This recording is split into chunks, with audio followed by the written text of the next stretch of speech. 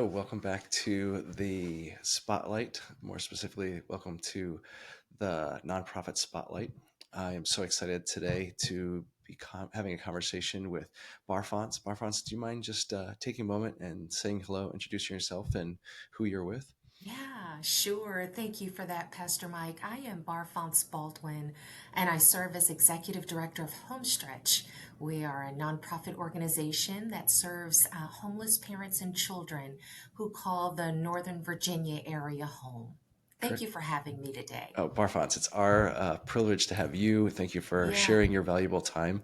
Can you just maybe start off and tell us a little bit about the comprehensive scope of services and offerings that you provide your clients at Homestretch?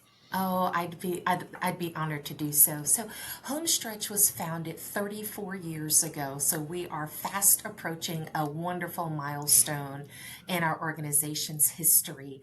Back in 1990, a woman by the name of Nancy Taxon saw a problem and wanted to meet that need. And that problem was delivering comprehensive service provision to homeless parents with children in Falls Church. Hmm. And so she actually started Homestretch from her garage, as I'm told.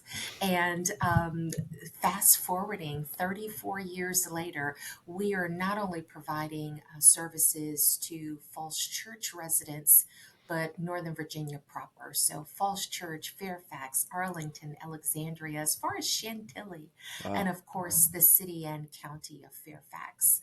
Our service provision is a swath of deeply rooted, comprehensive renderings and products that individuals need to improve their lives towards self sufficiency. That includes workforce development. We have an employment center here in the building. We have a nursery care center, preschool, early childhood education. We have tutoring, a housing navigator. The list goes on and on. But the goal is to ensure that we break generational poverty to the best of our ability, and that once a homeless family is provided with the care and the supports that they need, that they are able to move toward their journey of transformation that's resilient and hopeful, and that they never return back to homelessness ever again. That's wonderful. So tell us a little bit about how your program provides long-term stability for your clients, and then how they're able to be even more self-sufficient when they come out of the program. Yeah, well, it first starts with a referral, right? So we have partners across the Northern Virginia corridor where they will either be in hospitals or in a hotel or in the local shelter system, but they want to be motivated, and I'm referring to the parents and their children, want to be motivated to come out of the shelter system.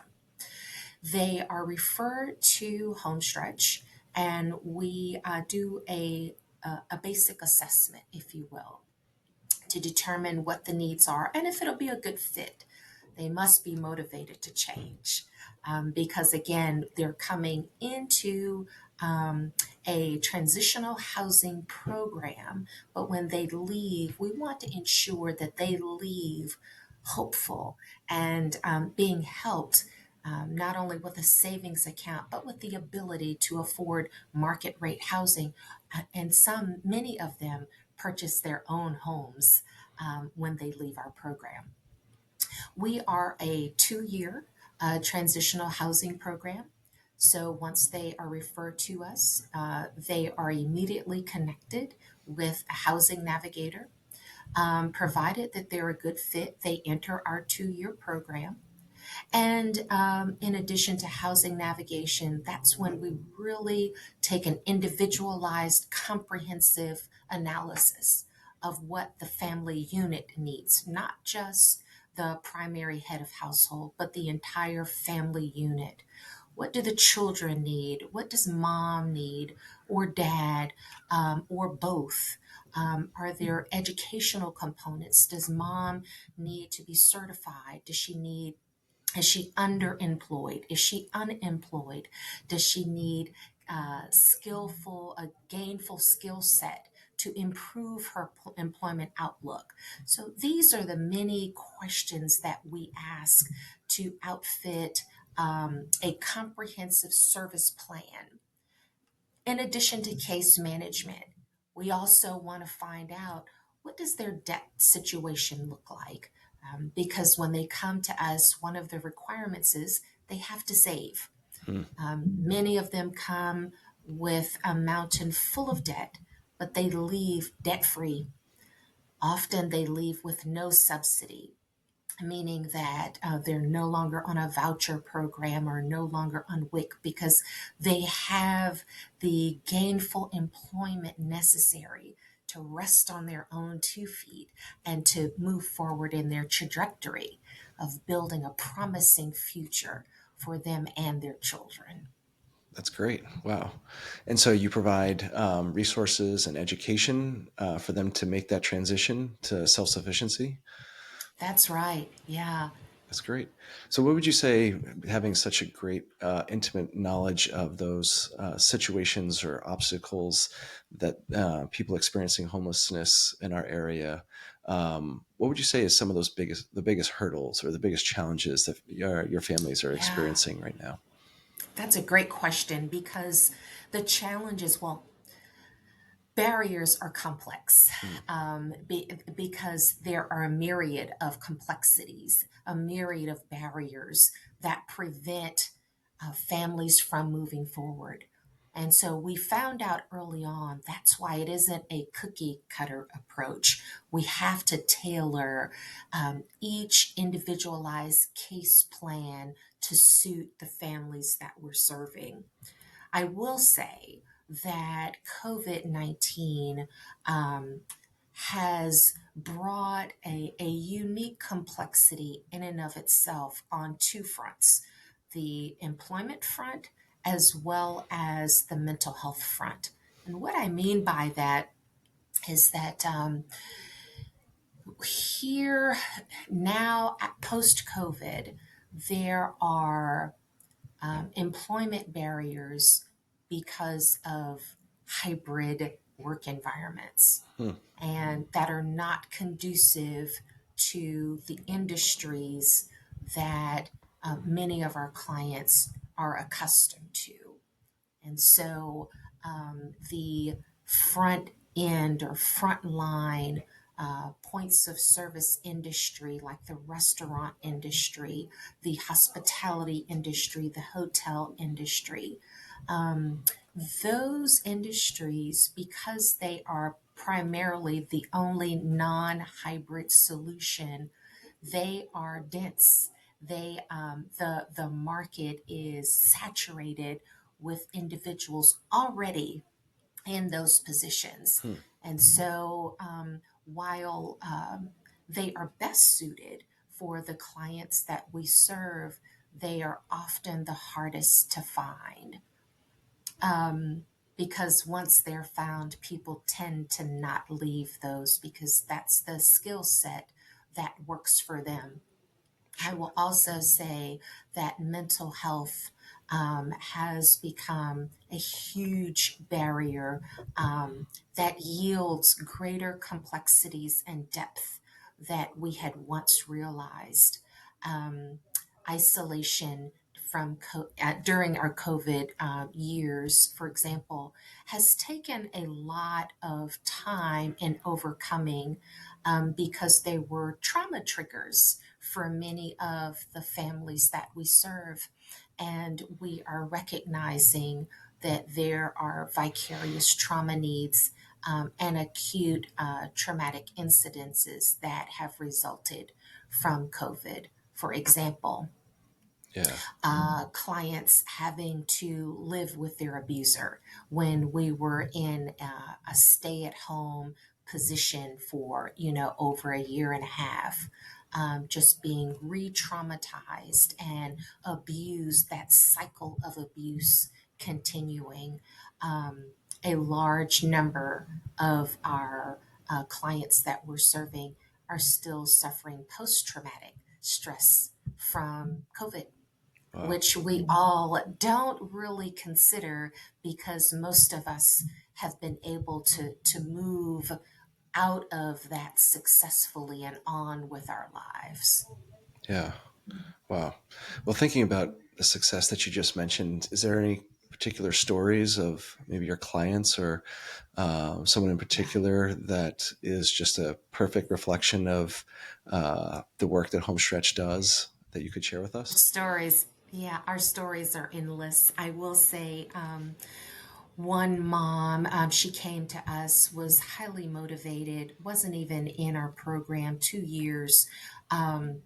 She came in with about $20,000 in debt, was underemployed, had three part time jobs, just nickel and diming it, piecing things together. When she left 2 years later, she actually just graduated from our program about 6 months ago.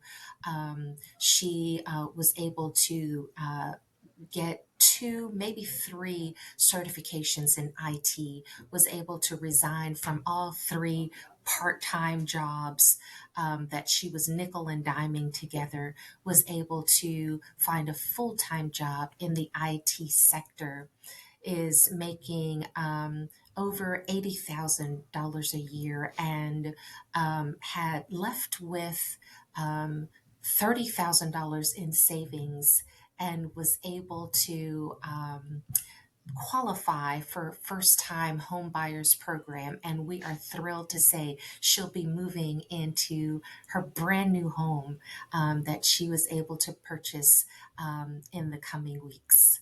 Wow, that's a really Yeah, current yeah, example of yeah, someone that had yeah. huge success. Someone, that's right. You're coming in with debt, leaving with no debt, plus a surplus of savings, qualifying for first time homebuyers program, um, and receiving full time employment with benefits. I mean, those are some of the things that we take for granted.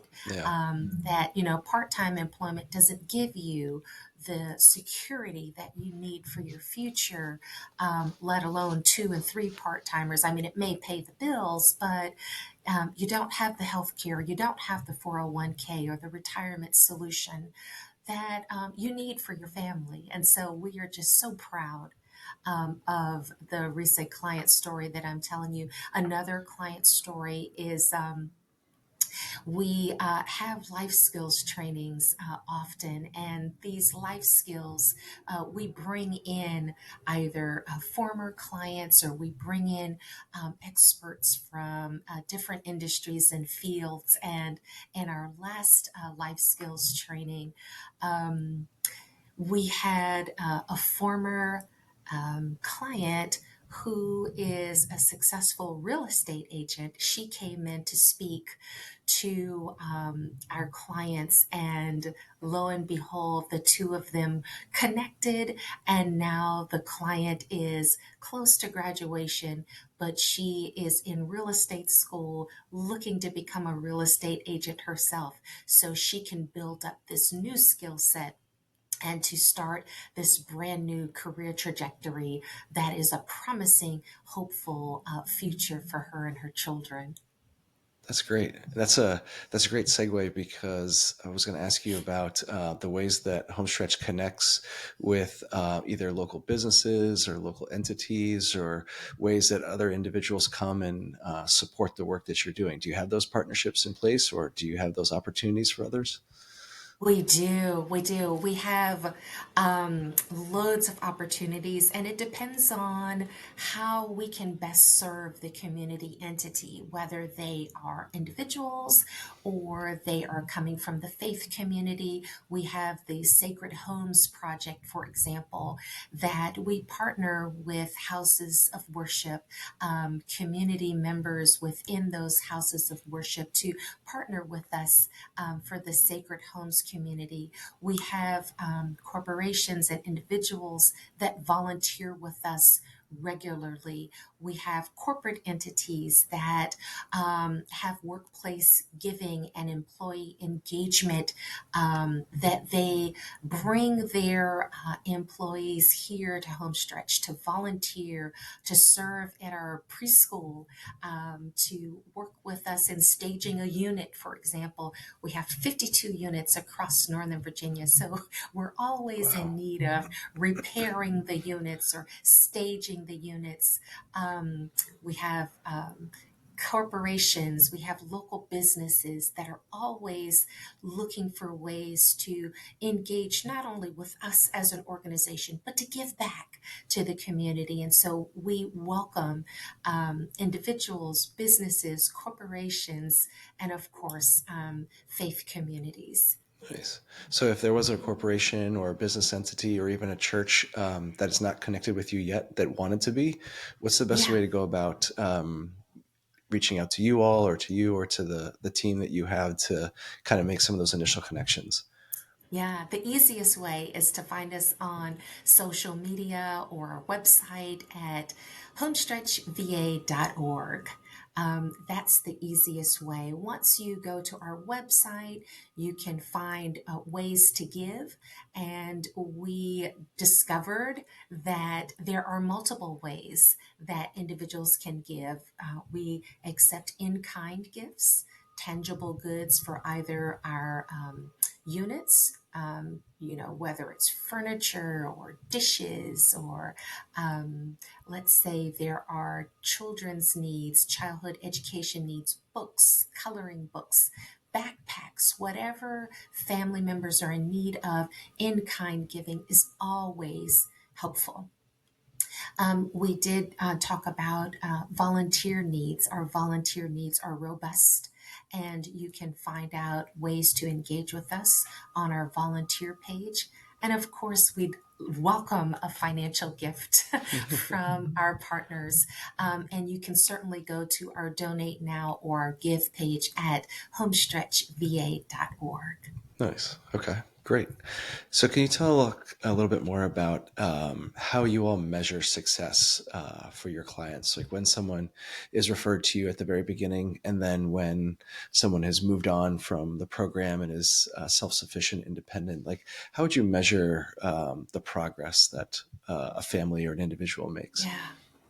We measure progress in an individualized way because we know that success looks differently for every person that we serve. However, we look at activities, outcomes, and impact. When we talk about activities, we measure how present are clients when they come regularly to our life skills trainings? Mm. How often are they in our employment center? We measure success through those activities. We also look at outcomes.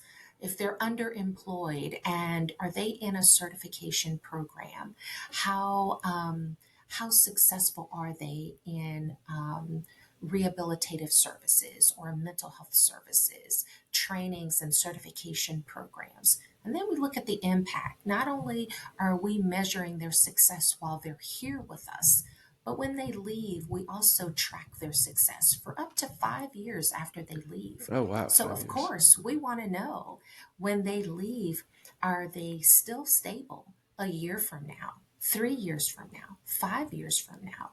We Yeah. want to ensure that the recidivism back into homelessness and that cycle of poverty is either reduced or eliminated altogether. Yeah. So we look at those milestones within our relationship with those that we serve. And of course, we measure hope. We want to know when they come in the program versus when they leave, how hopeful are they? How inspired are they? Yeah. Were their lives truly transformed? And if that answer is yes, we base it upon the reception that we receive upon them leaving the program. How well do they feel? How hopeful are they? How inspired are they to be motivated to keep moving forward? Yeah. And in measuring that hope, we are so blessed to know that we are successful. our 97% success rate tells the story by itself. That's awesome. 97% rate is fantastic. So saying a little bit more about that, like when you get a referral, like what's the duration time? Like how long does someone stay in the home stretch system, if you will, or in this home Yeah, stretch community before you even start that 5 year of additional care when they move on? we started when they first moved to us. Yeah, like day one. Yeah. No, no, I We mean, like have how an long is that yeah, duration once they come to you until once they kind of yeah, graduate? yeah. That's a great question. They are assigned what we call a housing navigator as soon as they come to us. Although our transitional programming is two, sometimes 2.5, maybe 3 years, Okay. we want them to know that even though you're in transitional housing and you're in this program, it's to only outfit you for your journey ahead, right? This is not your home. Yeah. This is a marker. This is a place. This is a new start, a fresh beginning for you. And we want to join you on that journey. But this journey is yours. Hmm. And it's a 2 year journey that we're going to stand alongside you. And if you're prepared to leave, we're going to still stand beside you as your advocate, as you need additional access. Whether it's a resource that we have, if we don't have it, we'll certainly find it for you. For example, we don't provide direct legal counsel. We don't have legal service provision. But gosh, do we have access to it?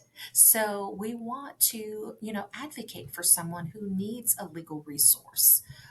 We also don't provide direct mental health service care, but we do have partners within the Inova health systems that we can provide additional resource and care provision to someone who may be in need.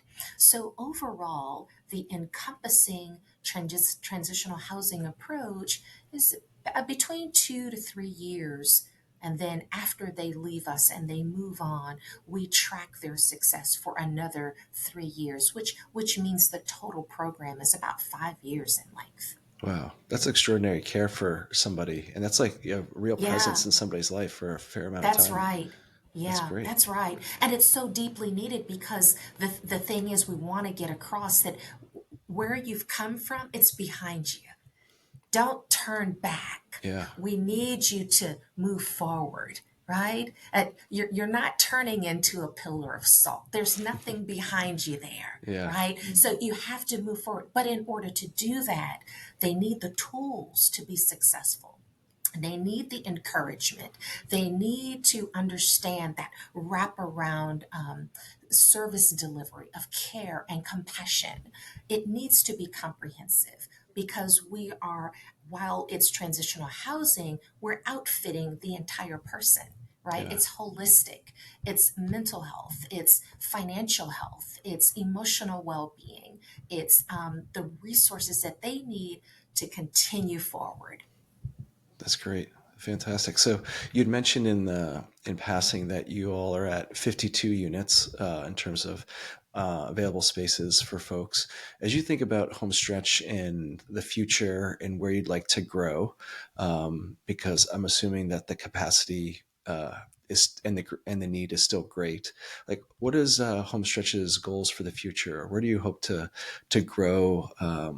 The organization as you look ahead? Yeah, yeah, we are really trying. So we're actually starting. We're launching our 3 year strategic plan initiative right now, and so the vision is being crystallized for us. But what we want to do is answer some of the problems that are in our community, and right now it's glaringly obvious that there is an affordable housing crisis right now. That Yeah. is what the problem. That's the problem that we want to answer.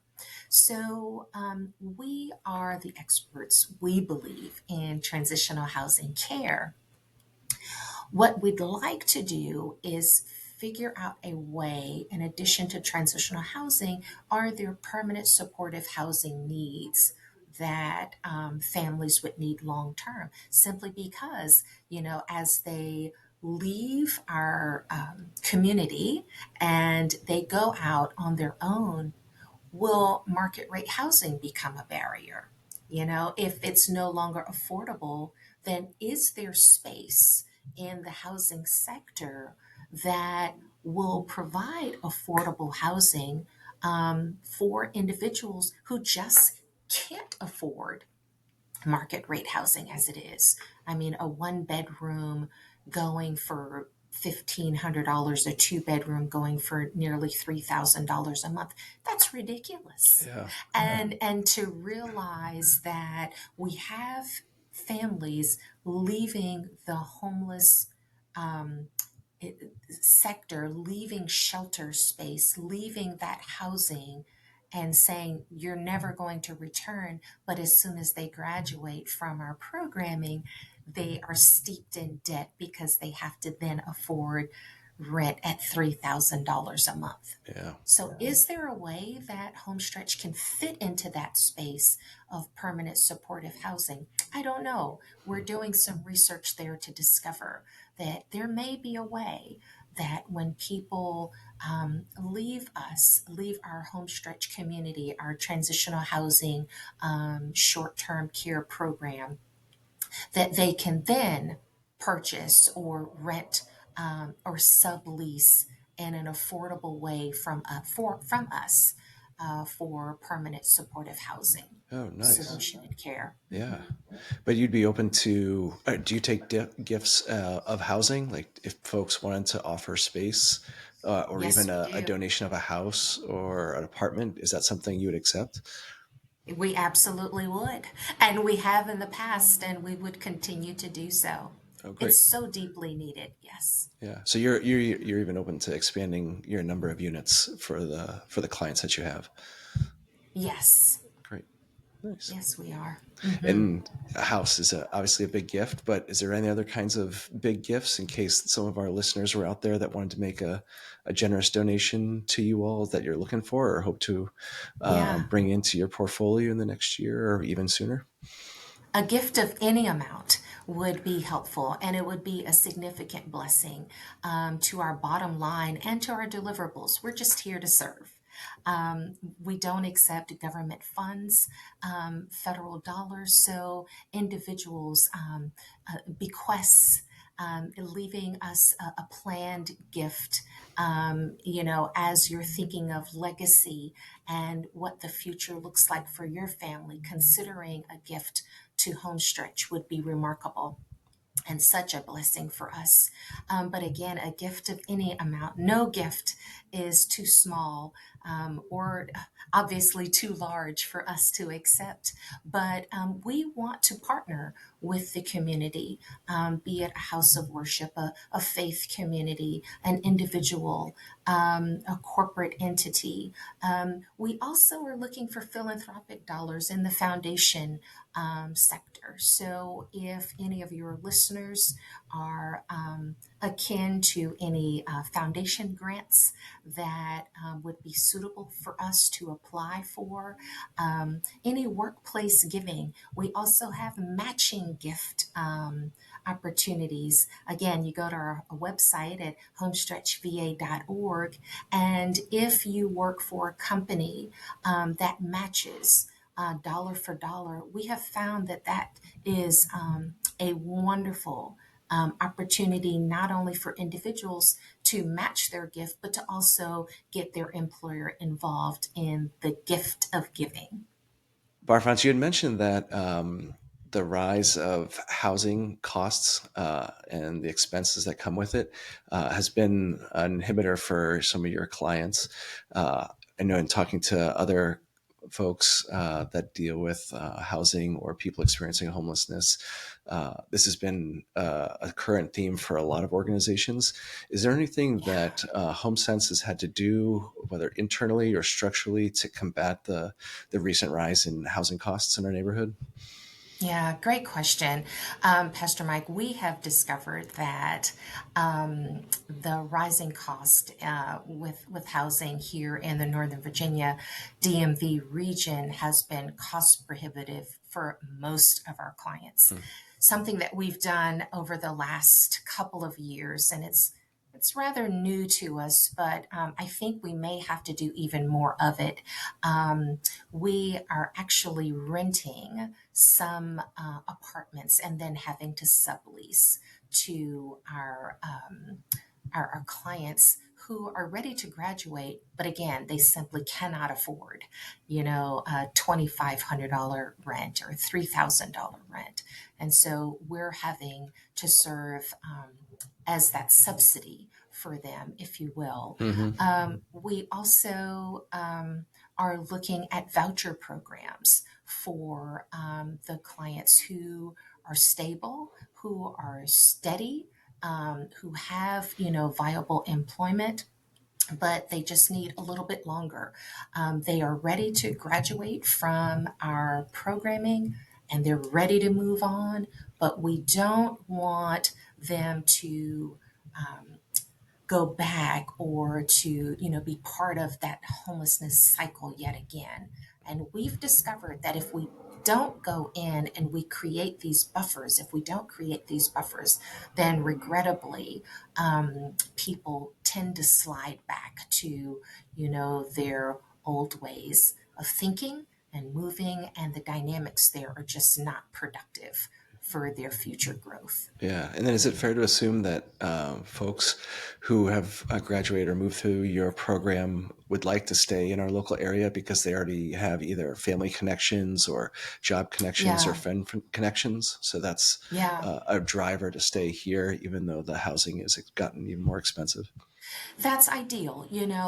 For us, the primary driver, of course, is early childhood education. Yeah. So, we have some of the best schools here in Northern Virginia, across the nation. Some of the best schools are right here in Northern Virginia area. So, parents don't want to take their children out of these great schools and uproot them and move out. But unfortunately, some of them have had to do that. We've had clients who are ready to move forward and they graduate from our program and they found affordable housing, but it's in Roanoke or Oh, it's wow. in Winchester. Yeah, yeah, they're having to move very far Hmm. from us. And of course, we are their safety net. We are a source of inspiration and support.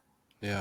Many of them have their moral compass ready, and we have partnered and with local churches. And so many of the clients that are here with us not only partner with us, but partner with local churches. And so then they have to leave their faith community Yeah. in addition to Homestretch. And so that's pretty troubling. That's pretty hard for many of our clients to have to endure. Absolutely. And that's just an incredible support network that you're giving up to have to move Yeah, to a different place yeah, that you can yeah, afford. yeah. Yeah. We've covered a lot of ground. Is there other elements of Homestretch that we didn't talk about that you'd like to share with the community or would like others to know about? Well, again, Pastor Mike, I'm just so grateful for the opportunity to share about Homestretch.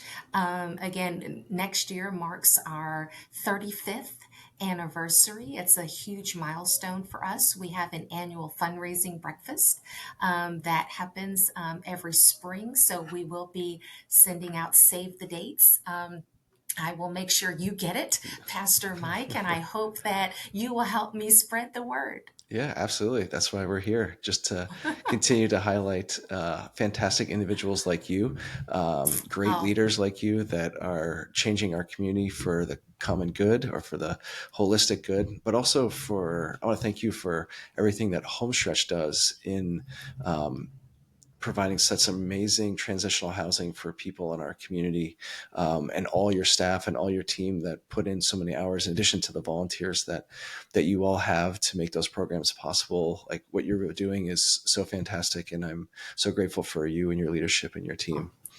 oh, thank you so much, Pastor Mike. Thank you. Yeah, our pleasure. Thanks for being here. All right. You take care. Blessings to you. Yeah. Take care.